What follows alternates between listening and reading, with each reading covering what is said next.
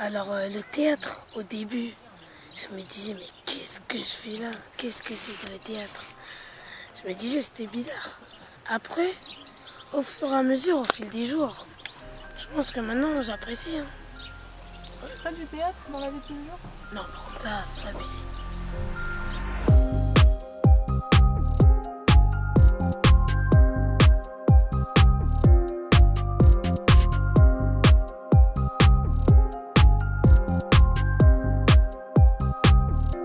Je vois de la joie quand je vois un ballon et je peux jouer au foot. Je ressens de la joie quand je suis avec mes potes. La colère, moi j'en connais bien.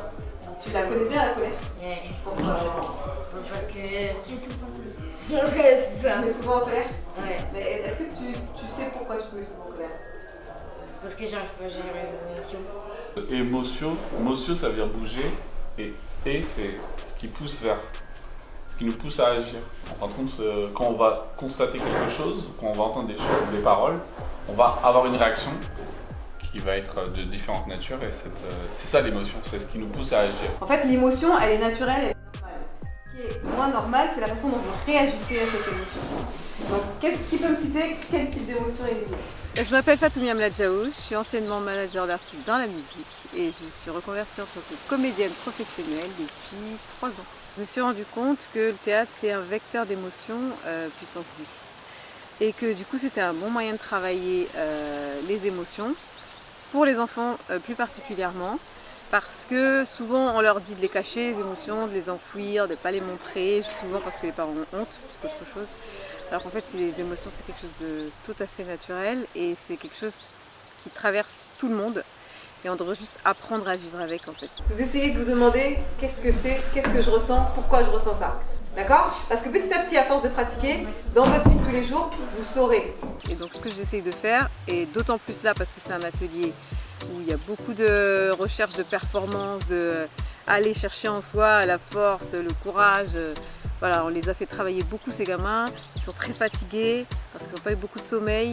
Et donc moi je suis là pour essayer de faire travailler les émotions, faire calmer les colères, le stress, les tensions, pour qu'ils puissent obtenir le résultat qu'ils espèrent obtenir plus aisément, on va dire.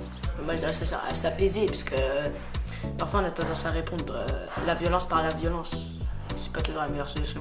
C'est important de gérer ses émotions parce que ça aide sur le terrain déjà. C'est important parce que par exemple, quand tu es en colère, moi des fois je m'emporte. Quand je suis excitée par exemple.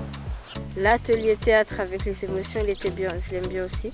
Il n'est pas fini, mais on a vraiment une cohésion dans notre groupe en tout cas. Là maintenant, je connais tout le monde. Je trouve que franchement, on a un bon groupe, avec tous les âges en plus.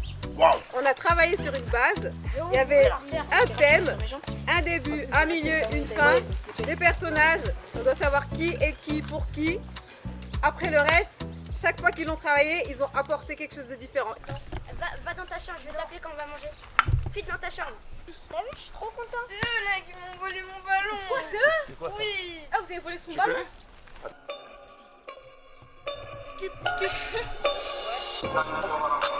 Je vous ai dans la tête, la modèle S, la modèle